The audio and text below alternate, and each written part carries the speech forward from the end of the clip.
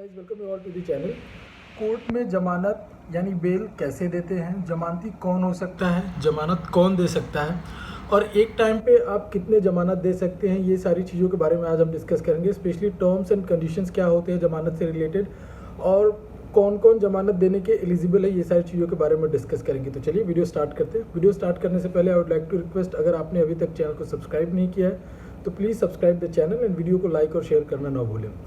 तो जो बेल होता है, जमानत श्योरिटी देने का जो प्रोसीजर होता है वो कोर्ट के थ्रू होता है, पुलिस स्टेशन के भी थ्रू होता है। बहुत सारे लोगों के मन में डाउट होता है कि अगर मैं जमानत दे रहा हूँ किसी को, किसी का श्योरिटी बन रहा हूँ तो मुझे कुछ प्रॉब्लम हो सकता है क्या। तो ये सारी चीज़ों को हम क्रिस्टल क्लियर कर देंगे आज। तो चलिए जानते हैं। सबसे पहले बेल लेने के बाद आपके पास ये होता है कि श्योरिटी फर्निश करना होता है। अगर कोर्ट ने कुछ टर्म्स एंड कंडीशंस लगाए हैं तो आपको श्योरिटी फर्निश करना होता है, यानी जमानती आपको कोर्ट के सामने रखना होता है। जब कोर्ट में बेल के लिए एप्लीकेशन डालते हैं तो कोर्ट कभी कभी कुछ टर्म्स एंड कंडीशन डाल देता है। जैसे आपको श्योरिटी फर्निश करना है, कुछ एक पर्टिकुलर अमाउंट डाल देगा, जैसे 40,000, 50,000, 20,000, 40,000। ये डिपेंड करता है कोर्ट के ऊपर, कोर्ट के डिस्क्रिप्शन के ऊपर और आपके मैटर के ऊपर डिपेंड करता है कि मैटर कितना कॉम्प्लिकेटेड है, मैटर कैसा था, इसके ऊपर डिपेंड करता है। कोर्ट उसके अकॉर्डिंग और अपने डिस्क्रिप्शन, जुडिशियल माइंड को यूज़ करते हुए कोर्ट एक पर्टिकुलर अमाउंट आप पे ऊपर इम्पोज कर देता है कि आपको इस पर्टिकुलर अमाउंट का श्योरिटी जमा करना है। श्योरिटी एक भी हो सकता है, दो भी हो सकता है। सपोज कोर्ट ने अगर आपको ये ऑर्डर दिया है कि आपको बेल मिल गया, आपको श्योरिटी सबमिट करना होगा 40,000 रुपीज़ का, दो यानी 80,000 रुपीज़ का। एक भी हो सकता है श्योरिटी, एक भी हो सकता है 50,000 का एक। तो चलिए हम एग्जांपल लेते हैं 50,000 का। अगर कोर्ट ने बोला है कि 50,000 का एक श्योरिटी आपको जमा करना है तो आप 50,000 का श्योरिटी जमा कराते हैं कोर्ट में और कोर्ट इस चीज़ को एक्सेप्ट करता है और उसके बाद फिर आगे का जो प्रोसीजर है, जो आपका केस है, वो चलना होता है। तो आप जानते हैं कोर्ट में श्योरिटी होता है, वो कौन दे सकता है, श्योरिटी देने का प्रोसीजर क्या है। तो श्योरिटी कोई भी दे सकता है, वो आपके फैमिली मेम्बर्स भी दे सकते हैं, आपके mother, father, sister, brother, cousin, relatives, आपका नेबर भी आपके लिए श्योरिटी दे सकता है, आपका श्योरिटी बन सकता है। बस एक कंडीशन है कि वो उस केस में, पर्टिकुलर केस में अक्यूज़ नहीं होना चाहिए। जैसे अगर सपोज आपके ऊपर 498A का केस लगा है तो आपके मदर, फादर, सिस्टर और सारे मेंबर्स के ऊपर लगा है तो आप श्योरिटी दे सकते हैं, बट आप उसमें, बिकॉज आप उसमें अक्यूज़ नहीं है, अगर आप उसमें अक्यूज़ है तो आप श्योरिटी नहीं दे सकते, फिर कोई और श्योरिटी अरेंज करना पड़ेगा। तो श्योरिटी देते किस रूप में है, किस रूप में दिया जाता है। तो श्योरिटी ये होता है कि किसी न किसी वैल्यूएबल चीज़ को आपको श्योरिटी के रूप में कोर्ट के सामने रखना होता है कि अगर जमानती यानी आप जिसके लिए श्योरिटी, एज ए श्योरिटी आप खड़े हो रहे हैं, वो कल को भाग जाता है, कल को कोर्ट में नहीं आता है, तो जो मैं श्योरिटी के रूप में जो सामान, जो एक पर्टिकुलर वैल्यू का मैं रख रहा हूँ, उसे बेच के कोर्ट अपना पैसा वसूल कर सकती है। अगर उससे ही बात नहीं बनता है तो उसके और भी जो अमाउंट है वो मैं दे दूंगा। तो ये होता है श्योरिटी। कई बार लोग समझते हैं कि कैश देना होता है, तो जी नहीं, बिल्कुल नहीं, कैश नहीं देना होता। कई बार लोग कैश दे देते हैं और इसमें लूट भी जाते हैं। सपोज करिए कि अगर कोर्ट ने 50,000 रुपीज़ का श्योरिटी का बात करा हो कि आपको 50,000 का श्योरिटी फर्निश करना है कोर्ट में, तो आपको करना ये होगा कि 50,000 की वैल्यू की कोई चीज़, उसका डॉक्यूमेंट आपको कोर्ट में रखना होगा। वो कुछ भी हो सकता है। एफडी, सपोज अगर आपके पास 50,000 का एफडी है तो आपको एफडी के पेपर्स रखने होंगे, या फिर कोई बॉन्ड है, जैसे किसान विकास पत्र होता है, या फिर किसी बहुत सारे कंपनीज के बॉन्ड निकलते हैं, वो बॉन्ड अगर 50,000 या 50,000 से ऊपर का वैल्यू रखता है तो उसके पेपर्स, या फिर आपकी कोई प्रॉपर्टी है तो प्रॉपर्टी का registered paper, not in notarised, property का जो रजिस्टर्ड पेपर है 50,000 से ऊपर उसका वैल्यू है तो आप वो रख सकते हैं। या फिर कोई कार है, बाइक है, स्कूटी है, उसका वैल्यू 50,000 या 50,000 से ज़्यादा हो तो उसके आरसी के पेपर्स आप रख सकते हैं और वो एज ए श्योरिटी होता है। और वो श्योरिटी ये होता है कि अगर कल को जिसका मैं श्योरिटी दे रहा हूँ वो कल को कोर्ट में नहीं आता है, भाग जाता है, या फिर प्रेजेंट नहीं होता है, तो ये सामान बेच के कोर्ट अपना पैसा वसूल कर सकती है। और अगर कुछ भी कम पड़ता है, उससे वैल्यूएशन उसका कम पड़ता है, तो जो पैसा होगा और वो मैं दूंगा। तो ये होता है श्योरिटी का काम।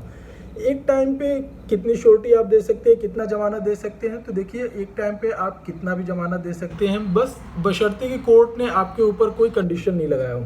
सपोज करिए आपने किसी बाइक का आरसी रखा हुआ है और कोर्ट ने उस पर स्टैंप लगा दिया है, तो आप नेक्स्ट जमानत नहीं दे सकते हैं। और अगर उस पर कोर्ट ने स्टैंप नहीं लगाया है, सपोज घर के चार मेंबर्स को जमानत होगी 50,000 के रुपीज़ की श्योरिटी पे, तो आपके पास एक बाइक है या फिर एक कार है जिसकी वैल्यू 50,000 से ज़्यादा है, तो आप चारों लोगों का श्योरिटी बन सकते हैं, चारों लोगों के लिए श्योरिटी आप दे सकते हैं। तो इसमें लेकिन क्या होता है, कोर्ट इसमें देखिए कोर्ट का डिस्क्रिप्शन है कि आपका श्योरिटी एक्सेप्ट करे या नहीं करे चारों के लिए, बट जनरली होता ये है कि कोर्ट एक्सेप्ट कर लेती है, कोर्ट इसे रिजेक्ट नहीं करती है। मेजोरिटी ऑफ द केसेस में कोर्ट एक्सेप्ट कर लेती है। तो अगर सपोज कि कभी किसी का आपने किसी ऐसे व्यक्ति का जमानत दे दिया जो कि आपको लग रहा है कि वो कोर्ट में प्रेजेंट नहीं होगा, तो आपने जो जमानत श्योरिटी दिया है उसे कैसे वापस लें, या फिर जो आपने श्योरिटी दिया उसको कैसे बदला जाए। तो अगर आपका फ्रेंड या फिर किसी भी नोन का आपने कोई श्योरिटी दिया है, अगर आपको लग रहा है कि कल को कोर्ट में प्रेजेंट नहीं होगा, तो आप अपनी श्योरिटी वापस ले सकते हैं। आपको सिर्फ करना ये होगा कि एक एप्लीकेशन कोर्ट में देना होगा कि मैं श्योरिटी वापस लेना चाहता हूँ, मैं सो एंड सो पर्सन का श्योरिटी मैंने दिया हुआ था। तो कोर्ट सामने वाली पार्टी को, यानी जिसको आपने श्योरिटी दिया है, जिसके लिए उसको नोटिस करके बुला लेती है और आपका श्योरिटी विड्रॉ हो जाता है। फिर वो उसका बाद बाकी आगे का है कि वो देखे कि उसको श्योरिटी कैसे देना है। और अगर आपको सपोज श्योरिटी बदलना है, अगर आपकी कोई गाड़ी है, गाड़ी का किसी आरसी आपने दिया होता है, फिर प्रॉपर्टी का कोई पेपर दिया हुआ था, आपने रजिस्टर्ड पेपर दिया हुआ था और वो प्रॉपर्टी आपको बेचनी है या फिर वो बाइक आपको बेचना है, तो आप क्या करेंगे ऐसे में? तो ऐसे में आप जो श्योरिटी दिया हुआ था उसको चेंज कर सकते हैं। जैसे सपोज बाइक का अगर पेपर दिया हो, मुझे बाइक बेचना है, तो बाइक का जो आरसी के पेपर से वो आपको कैसे लेना होगा, तो आपको एप्लीकेशन डालना होगा कोर्ट में और कोर्ट आपके एप्लीकेशन को कंसीडर करते हुए और साथ में नया श्योरिटी भी लेके जाना होगा। तो आपका नया श्योरिटी रख लेती है कोर्ट पेपर वेरीफाई करने के बाद पेपर रख लेती है और आपका जो पुराना श्योरिटी है वो आपको रिटर्न कर देती है, रिलीज़ कर देती है और जो नया श्योरिटी आपने दिया हुआ है उसे रख लेती है। तो कोर्ट में जो श्योरिटी देने के बाद का प्रोसीजर क्या होता है, उसके टर्म्स एंड कंडीशंस क्या होते हैं, तो देखिए सबसे पहले तो आप जो कोर्ट में बेल बॉन्ड देना होता है, जो बेल बॉन्ड का पेपर होता है वो फिलअप करके देना होता है। साथ में 45 नंबर का एक फॉर्म फिलअप करके देना होता है।